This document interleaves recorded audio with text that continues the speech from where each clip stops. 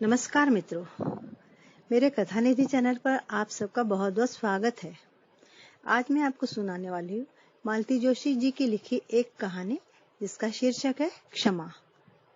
तो आइए सुनते हैं कहानी क्षमा। वंदना आ गई है, चाय देते भाभी ने बतलाया। मैं पहले वाली सीमा होती तो कब वैसे ही छोड़कर सामने वाले घर की ओर भाग लेती, लेकिन बीते हुए दिन अपने साथ मेरी बहुत सी अच्छी बुरी आदतें लेते गए। यह भी उन्हीं में से एक थी। मैं इत्मीनान से चाय नाश्ता करती रही और दीदी के गोल मटोल बच्चों का बखान सुनती रही। पहले किसी उत्सुकता भी नहीं थी मन में कि उन्हें एक बार देखा हूँ। वंदना दी ने बड़े वाले पप्पू को तो मैं दिन भर चिपकाए घूमती रहती थी। अब पता नहीं मन कैसा पत्थर हो गया। चाय पीकर मैं उठी तो सीधे बाथरूम की राह ली। कुछ देर ठंडे पानी के छींटे दे देकर चेहरे की मुर्दनी दूर भगाती रही। तब कुछ ताजगी का अनुभव हुआ। मैंने बाहर आकर कंघी करी, हल्का से मेकअप और दिन भर की कुचली हुई साड़ी बदल डाली। पैरों में चप्पल डाल रही थी कि माँ ने पूछा, वंदना क्या जा रही है? मैंने कोई जवाब नहीं दिया। दिन भर स्कूल में मगजमारी करने के बाद घर वालों से उलझने की सामर्थ्य नहीं रहती मुझ में। माँ दोबारा कुछ पूछे इससे पहले ही मैं बाहर निकल गई। इतनी तेज रफ्तार से मैंने गली पार की कि सड़क पर पहुंचने तक हांफने लगी थी मैं। डर माँ का नहीं था, दीदी का था। वे अगर देख लेती तो हाथ पकड़ कर रोक ही लेती। उनसे जान छुड़ाना मुश्किल था। उनके स्नेह का अधिकार था ही ऐसा। एक बार पकड़ लेंगी तो फिर बिठा ही लेंगी। ढेर सारी बातें और बस घूम फिर कर उसी विषय पर आ जाएंगी। दीदी ही क्यों, आजकल किसी भी परिचित के सामने पड़ते मुझे डर लगता है। शादी ब्याह में तो मैंने जाना ही छोड़ दिया है। थोड़ी देर तक तो इधर उधर की बातें और फिर शुभचिंतक के अंदाज में यही एक प्रश्न पूछ लेंगे, तेरी बात कहीं पक्की हुई कि नहीं? इतना गुस्सा आता है तब। खूब जानते हैं ये लोग कि यह प्रश्न पुराने घाव को हरा कर देता है, लेकिन वे तो पूछकर ही मानेंगे। लेकिन दीदी तो समझदार है, उन्हें तो सारा इतिहास मालूम है। फिर वे क्यों उठाती है बात? शायद उनका स्नेह ही उनसे यह सब कहलवाता हो। पर मैं तो तिलमिला जाती हूँ। इच्छा होती है चीख कर कह दूं, आपकी अपनी शादी तो हो गई है ना, फिर अपना घर बार देखिए, बच्चे पालिए और चुप रहिए। दूसरों की चिंता आपको क्यों है? क्यों मेरी दुखती रग छूती है बार बार?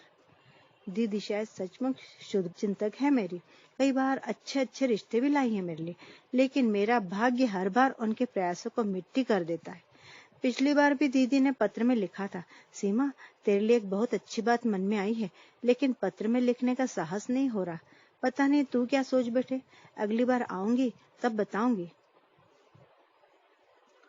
मन में उत्सुकता भी डर भी था कि दीदी पता नहीं क्या कहने वाली है। मैं अपने विचारों में से जूझती हुई फुलबाग तक चली गई।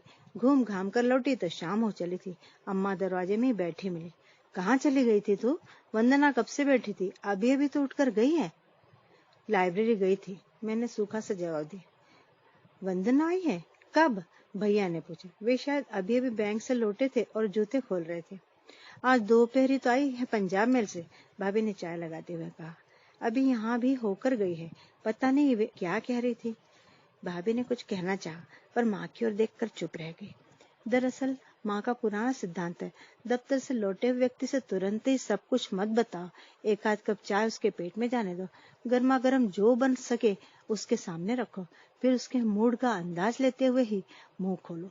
माँ की ट्रेनिंग में रहते रहते इतने साल हो गए, भाभी भी इशारे को तुरंत समझ जाती है। मुझे उत्सुकता बनी रही, लेकिन उस दिन फिर कोई बात ही न हो पाई। दूसरे दिन इतवार था और मेरे पास कोई बहाना ही नहीं था। मजबूर होकर मुझे दीदी के पास जाना ही पड़ा। ऊपर जाते हुए सोचा, बचपन में कितनी कितनी बार इन सीढ़ियों से चढ़ी उतरी हूँ, कितनी बार माँ की डांट खाई है इसके लिए, लेकिन अब जैसे पाँव में पत्थर बंधे हुए थे। आइए जनाब, आप तो ऐसी बिजी हो गई कि कल से शक्ल ही नहीं दिखाई। दीदी ने स्वागत किया। उनके उलाहनों का मैंने कोई जवाब नहीं दिया और टुकुर टुकुर ताकती दोनों लड़कियों को गोद में उठा लिया। साल भर में वे दोनों खूब बड़ी सी हो गई थी और शायद मुझे भूल भी गई थी। और सुनाओ क्या हाल है, दीदी ने पूछा और हमारी बातचीत शुरू हो गई। पर उसमें पहले किसी रवानी नहीं थी, जैसे चुन चुन कर हम लोग बातें उठा रहे थे। पहले तो हम लोग घंटों बातें करते थे और समाप्त नहीं होती थी।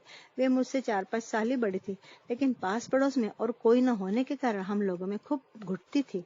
उनकी शादी में मैं इतना रोई थी कि देखने वालों को ताज्जुब सा आ गया था। माँ ने तो कहा था, तेरे कोई देवर नहीं है बंधु, इसे भी अपने घर में बुला ले। सब लोग हंस दिए थे। हंसने की बात ही थी, इतने कट्टर ब्राह्मणीय माँ भला कायस्थ क्या मुझे ब्याहती। बोलने का काम दीदी ही कर रही थी, मैं तो श्रोता की भूमिका निभा रही थी। कहने के लिए उनके पास सैकड़ों बातें थी, घर की, बच्चों की, बच्चों के पिता की। मेरे पास क्या था? इस बार सीमा मैं तेरे लिए लश्कर आई हूँ, नहीं तो इस गर्मी में मुझे कोई भेज ही नहीं रहा था। दिल्ली कोई हिल स्टेशन तो नहीं है, मैंने तो खा कर कहा। उनके स्वर में जो एक दर्प होता है वह मुझसे सहा नहीं जाता। अरे दिल्ली तो हिल स्टेशन नहीं है, लेकिन मसूरी तो है, और हमारा मसूरी जाने का प्रोग्राम था। होटल में कमरा तक बुक करवा लिया, लेकिन तेरी वजह से यहाँ दौड़ी आई हूँ। तेरे जीजाजी बड़े नाराज हो रहे थे। मुझ पर यह मेहरबानी किस लिए? मैंने कसेले सुर में कहा। क्या चाची ने तुम्हें कुछ नहीं बताया? माँ ने? नहीं तो। दीदी कुछ क्षण चुप रही, शायद शब्द जुटा रही थी। वे इतनी देर से बात कर रही थी, तब भी मेरे मन में यही था कि वे बस भूमिका बांध रही हैं किसी खास बात को कहने के लिए। सीमा, मैं अविनाश का संदेश लेकर आई हूँ। दीदी की यह बात इतनी अप्रत्याशित थी कि एक बार की मैं चौंकी पड़ी। दीदी कुछ और बात कीजिए, मैंने सख्ती से कहा। नहीं सीमा, तुझे बात सुननी पड़ेगी। एक बार सुन ले, फिर जो तेरा जी चाहे करना। उन्होंने कसकर मेरा हाथ पकड़ा। जितनी देर वो बोलती रही, मैंने एक बार भी सिर नहीं उठाया और नीचे उतरी तो इस निश्चय के साथ कि दोबारा इस घर की सीढ़ियां नहीं चढ़ूंगी। अब मुझे बड़ा अपमान लग रहा था। अविनाश का संदेश लाइए। कितने तिरस्कार से यह नाम लिया मैंने, पर आंखों के सामने वही हंसता मुस्कुराता चेहरा घूम गया। आंखों का भी क्या दोष था, जैसी छवि मन में बसी हुई थी वही तो दिखेगी। उन दिनों आठों पहर इसी मूर्ति के ध्यान में मैं खोई रहती थी। घर बाहर इस बात को लेकर कोई छिड़ता भी था तो मन में गुदगुदी सी होती थी। जमीन पर पांव नहीं पड़ते थे मेरे। सारा दिन किसी रंगीन सपने में लगा रहता था, और नियति ने कितनी निर्ममता से मुझे धरती पर ला खड़ा किया था। शादी के 15-20 दिन रह गए थे घर में। अजीब गहमा गहमी थी। मामा जी मामी को छोड़ने के लिए आए हुए थे। रविवार का दिन होने से मुरार से फूफा जी भी आ गए थे। भैया को सलाह मशवरा देने में वे अक्सर आ जाते थे। सब लोग बाहर वाले कमरे में बैठे थे कि एक टैक्सी दरवाजे के सामने आकर रुकी। मैंने जो मेहमानों पर नजर डाली तो सीधे अंदर की राह ली। अविनाश की दीदी और जीजाजी थे और साथ में एक और भी महिला थी। घर में जैसे भगदड़ मच गई। अतिथियों के स्वागत सत्कार का आयोजन होने लगा। तभी दीदी ने धीरे से बात उठाई। हमें पता चला है कि लड़के की पीठ पर सफेद दाग हैं। हमारे साथ लेडी डॉक्टर आई हैं। ये सब देख लें तो हमें तसल्ली हो जाएगी। बात सुनते ही हम लोगों को सांप सूंघ गया। दाग तो सच में मेरी पीठ पर है। 6-7 वर्ष की थी तब दिवाली में पटाखे से जल गई थी। पर क्या ये लोग आश्वस्त हो पाएंगे? उन्हें विश्वास हो सकेगा? सच तो यह कि कितना सोच विचार किसी ने किया भी नहीं। मामा जी तो बात सुनते उबल पड़े और वाही तो भाई बकने लगे। फूफा जी ने गंभीर लेकिन सब स्पष्ट शब्दों में उन्हें समझा दिया कि कन्या पक्ष होने का यह मतलब नहीं कि अपमानित करने पर उतर आए। भैया मिठाई लेने बाजार दौड़ गए थे। लौट कर आए तो इस हंगामे को देखकर वे भी बौखला गए। माँ बेचारे बीच बचाव करती रही, लेकिन बात बिगड़ती ही चली गई। सपनों का रंगमहल क्षण भर में धराशायी हो गया था। और अब फिर उनका प्रस्ताव आया है, क्योंकि साल भर पहले उनकी 3 साल की बेटी को छोड़कर पत्नी स्वर्ग सिधार गई, और वंदना दीदी रिश्ते की पैरवी कर रही है, क्योंकि वे उनके नए पड़ोसी हैं। रात पिंटू और निम्मी के सो जाने पर माँ ने भैया के सामने यह बात उठाई। बुरा सा मुंह बनाए भैया सब कुछ सुनते चले गए, बोले कुछ नहीं। लड़के का कुछ दोष नहीं है रे, माँ ने जैसी बात पर अपनी मोहर लगाते हुए कहा। वंदना बतला रही थी कि वह तो तब तक छुट्टी लेकर घर पहुंचा ही नहीं था। सारा किस्सा तो उसे घर जाकर मालूम हुआ। तो बाद में उसने क्या कर लिया? 2 लाइन की चिट्ठी तक तो नहीं लिखी उससे। वो चिट्ठी क्यों लिखने लगा? माफी तो हम लोगों को मांगनी चाहिए थी। उस दिन क्या क्या नहीं कह डाला तेरे मामा ने। लड़की वालों को इतने तेवर शोभा देते हैं कहीं? भैया कुछ नहीं बोले, शायद उन्हें भी सारा किस्सा याद आ गया था। बाद में सबने कहा इतने हंगामे की जरूरत नहीं थी। डॉक्टर देख लेती, चुपचाप चली जाती। ना होती शादी, पर गली मोहल्ले में जात बिरादरी में बात तो ना फैलती। और सचमुच बात ऐसी फैली कि आज तक कहीं रिश्ता तय ही नहीं हो पाया। कौन जानबूझकर आग में हाँक देता है? इन 5 सालों में भैया सूख कर आधे रह गए। कितनी दौड़ धूप कर रहे हैं कि माँ के रहते मुझे ठिकाने लगा दे। समय काटने के लिए मैंने एक छोटी मोटी नौकरी कर ली तो पास पड़ोस वाले ताने देते हैं कि बहन की कमाई का लालच है, तभी तो रिश्ता तय नहीं कर पाते हैं भैया। भैया भाभी की असहायता ऐसे समय आंखों में आंसू ला देती है मेरे। और अब अविनाश की ओर से फिर प्रस्ताव आया। माँ ने बड़े उत्साह के साथ यह बात घर में उठाई थी, पर भैया का रुख देखकर दोबारा कुछ कहने का साहस ना बटोर सकी। मई की उस गर्मी में ग्वालियर भट्टी की तरह तप रहा था और एक भट्टी मेरे अंदर भी जल रही थी और इस दोहरी आग में मैं राख हुई जा रही थी। 15-20 दिन तक गर्मी की अनवरत शिकायतें करने के बाद वंदना दीदी ने जाने का दिन निश्चित कर ही लिया। हमेशा की तरह माँ ने एक दिन पहले उन्हें खाने पर बुला लिया था। हमेशा की तरह उस दिन भी वे खूब बंठन कराई थी और बाहर वाले कमरे में बैठी माँ और भैया से बतिया रही थी। मैं भीतर रसोई में बैठी भाभी का हाथ बटा रही थी। दीदी की बड़ी बातें सुनने की अपेक्षा मुझे तपती रसोई में बैठना मंजूर था। बातें तो यहाँ भी सुनाई दे रही थी। कुछ लोग होते ही किस्मत वाले, भाभी ने लंबी सांस के साथ कहा। क्यों, क्या हुआ? वंदना को देखो ना, रूप, विद्या, पैसा, ईश्वर ने सब कुछ जैसे हाथ खोल कर दिया है। सुनकर मुझे आश्चर्य नहीं हुआ। वंदना दी को देखकर भाभी के मन में हमेशा यही प्रतिक्रिया होती थी। दोनों हम उम्र थी, शादी भी साथ साथ ही हुई थी। शादी के समय भाभी दीदी से भी सुंदर लगती थी, पर इनकी सारी रौनक अब पता नहीं कहाँ खो गई है। भैया की इतनी अच्छी नौकरी है, पर कभी मन भरकर पहन ओढ़ भी नहीं सकी। मैं, माँ और विकास, 3 प्राणियों का बोझ जो है उन पर। इस साल विकास डॉक्टर हो जाएगा तभी कुछ राहत मिलेगी। उसे कहीं नौकरी लग जाएगी तो माँ से कहूंगी कुछ दिन अब उसके पास जाकर रहो। कुछ दिन तक भैया को अपने परिवार के साथ अकेले रहने का सुख दो। लेकिन मैं जो एक फालतू सामान की तरह घर में पड़ी हूँ, मैं कहाँ जाऊंगी? मेरे लिए तो कोई पर्याय ही नहीं है। लगा कि रसोई में मेरा दम घुट जाएगा और मैं बाहर आकर बैठ गई। मुझे देखते ही दीदी को जैसे याद आ गया। फिर आपने क्या तय किया बड़े भैया? भैया कुछ देर तक दीदी को देखते रहे, फिर जैसे उनकी समझ में सब कुछ आ गया। उनका चेहरा तन गया। बड़े ही रूखे अंदाज में वो बोले, उन लोगों से कह देना वंदना, मैं अभी इतना गया गुजरा नहीं हूँ। दुनिया में और भी लड़के और मैं ढूंढने की सामर्थ्य रखता हूँ। भैया का एक खोखला आश्वासन मुझे भीतर तक कुरेद गया। मुझसे सिर्फ 5 साल ही तो बड़े भैया। वे बुढ़ा गए मेरे लिए लड़का खोजते खोजते। जैसे उनके जीवन का सारा रख सूख गया है। दीदी ये जवाब लेकर कल चली जाएंगे। दीदी जाने को ही तो पता नहीं कहाँ से हिम्मत बटोरकर मैंने उनके सामने खड़े होकर कहा, दीदी अब मेरी यह वह छुई मुई उम्र तो रही नहीं कि शादी की बात घर वाले ही तय करेंगे।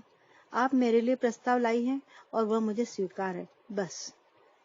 भैया फटी फटी आंखों से मुझे देखते रह गए। बड़ी देर बाद कांपती आवाज में बोले, सीमा, इतनी जल्दी हिम्मत हार बैठी तू? या मुझ पर विश्वास ही नहीं रहा?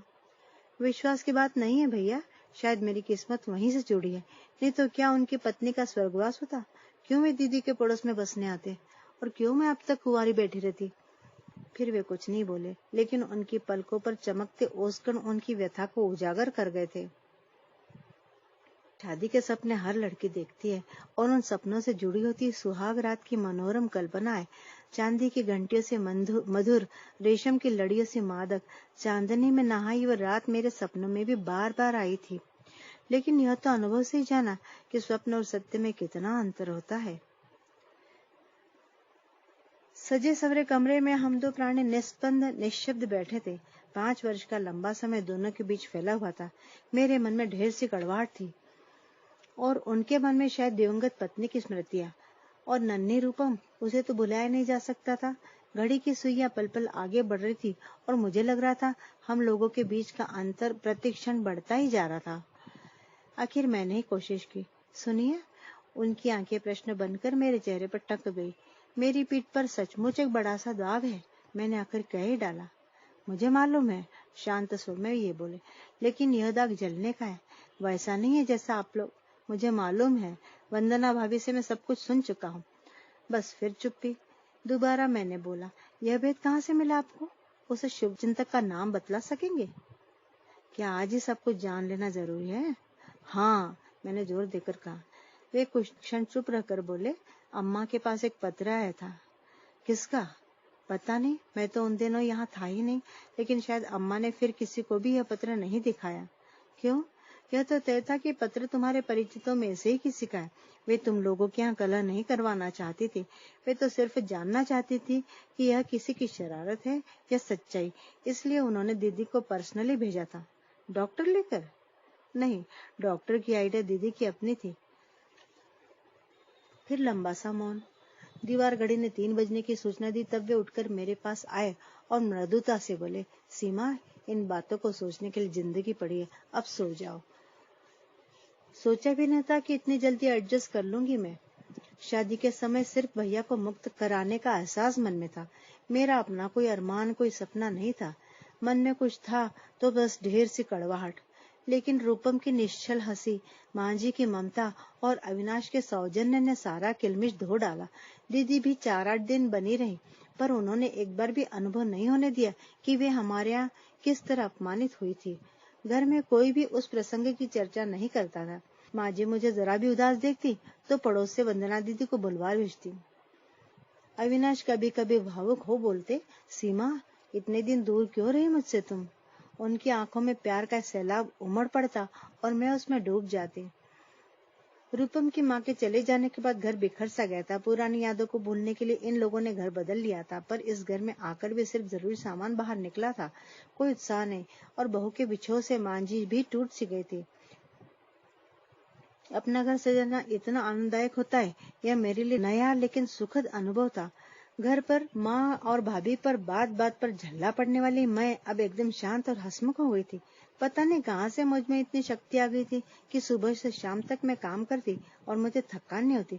अक्सर माँ जी डांट देती, बेटे से शिकायत भी करती, पर उस शिकायत में प्रशंसा का पुट होता और मैं फूल जाती। उस दिन मांझी के पुराने कपड़ों का बक्सा खोलकर बैठ गई थी। उनके जमाने की कामदार साड़ियां थी, असली जरी का काम था उन पर। रूपम की मम्मी को उतने भड़कीले कपड़े पसंद नहीं आते थे, इसलिए वे वैसे ही अनछुई रह गई थी। मांझी कहती थी कि मैं 2-4 साड़ियां निकाल लूं और कभी कभार पहना करूं। साड़ियां सचमुच भारी थी, फिर भी मैंने सोचा मांझी का मन तो रखना ही चाहिए। 3-4 साड़ियां मैंने ड्राई क्लीनिंग के लिए अलग से निकाल कर रख ली। फिर सोचा बक्सा जमा देती हूँ। सारे कपड़े बाहर निकाले और पुराना अखबार भी निकाला तो एक लिफाफा टप से नीचे गिरा। मैंने उसे उलट पलट कर देखा, मांझी के नाम ही था। अक्षर पहचाने से लगे, इसलिए इधर उधर देखकर मैंने चुपके से भीतर वाला कागज निकाल लिया। मुश्किल से एक वाक्य था, लड़की की पीठ पर बड़ा सा दाग है। लड़की का ल बड़ी देर तक मेरा मुंह चिढ़ाता रहा और फिर जैसे सब कुछ एकदम साफ हो गया। लड़की के स्थान पर मुझे ललिता नजर आने लगा और ललिता भाभी का नाम है। ल शब्द वह बहुत इत्मीनान से लिखती है, जो उनके पत्र में अलग से ही चमकता है। इन अक्षरों की तो एक एक रेखा मेरी पहचानी हुई है। तो क्या यह पत्र मेरी स्नेहमयी सुशीला भाभी ने लिखा है? क्या मिला उन्हें मेरे जीवन के बहुमूल्य 5 वर्ष छीन कर? शादी तो हुई और वही हुई, पर उसमें वह स्वाद कहाँ रहा?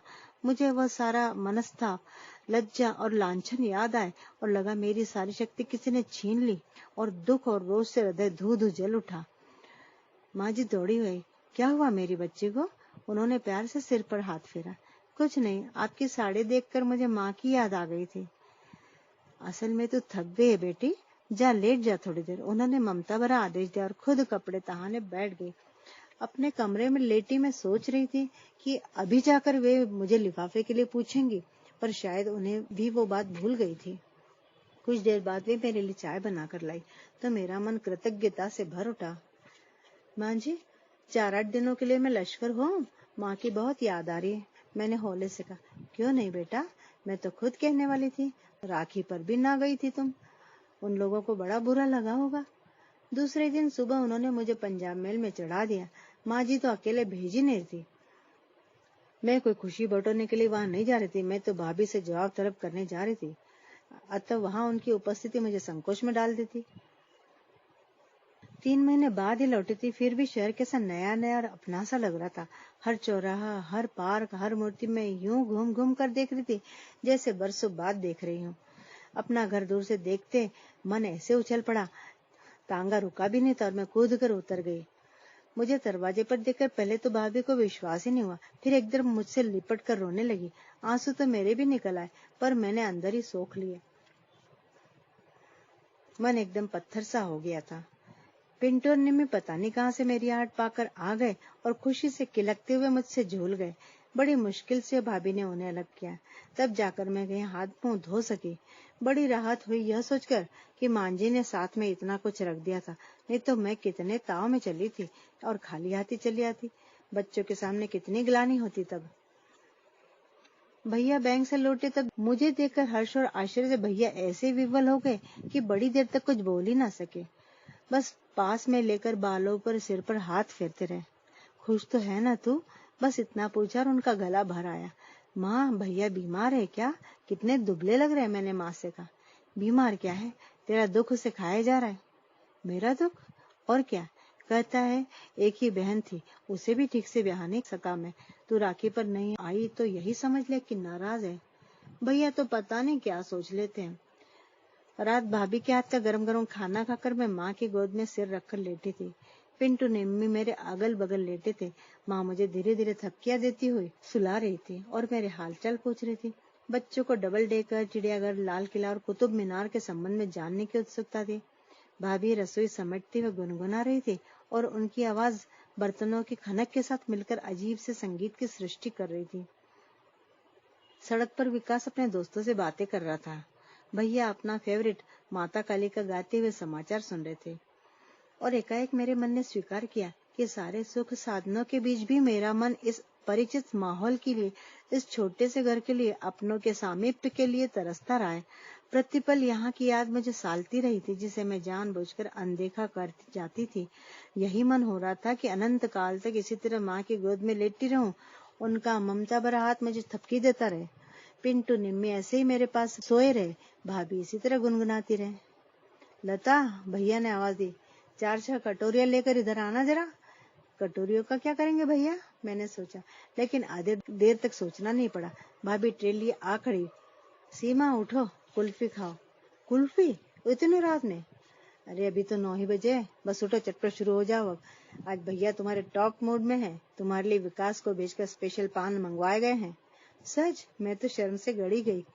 बहू ठीक ही कह रही है, कितने दिनों बाद आज उनके चेहरे पर रौनक नजर आई है। और आज कितने दिनों बाद लता कहकर आवाज दी है, यह तो पूछो। भाभी ने फुसफुसा कर कहा और रसोई की ओर भाग गई। बुआ, तुम यही रह जाना, तुम रहती हो तो कितना अच्छा लगता है, बच्चों ने भोलेपन से कहा। घर में जैसे उत्सव का वातावरण छा गया था। कुल्फी खाने के लिए भैया भी भीतर चले आए और हम रात 1 बजे तक बातें करते रहे। पता नहीं कितनी बातें, कितने समाचार। विकास भी दोस्त के यहाँ पढ़ने के लिए नहीं गया। बच्चे काफी देर जागते रहे, फिर गुड़ी मुड़ी होकर वहीं सो गए। सारा परिवार छोटे से कमरे में सिमट आया था। दिन भर मुझे इसी अवसर की प्रतीक्षा थी और अब मेरी हिम्मत नहीं पड़ रही थी। खटिया के नीचे मेरे सूटकेस में भाभी का लिखा हुआ पुर्जा बाहर आने के लिए छटपटा रहा था। क्षण भर में सारा वातावरण चटका कर चूर कर देने की ताकत उसमें थी, लेकिन लगा यह अन्याय मुझसे नहीं होगा। जीवन भर के लिए भैया की हंसी, पारिवारिक सुख शांति छीनने का पाप मैं नहीं कर पाऊंगी। माँ को जिंदगी भर के लिए एक नया दुख मैं नहीं दे पाऊंगी। भाभी का अपराध सचमुच बड़ा है, पर उन्हें दंड देकर क्या मेरे जीवन के बहुमूल्य वर्ष लौटाए जा सकेंगे? अब आप लोग सोए भी देख नहीं रहे, उसकी आंखें झपक रही है, भाभी ने कहा। तब जाकर सभा बर्खास्त हुई।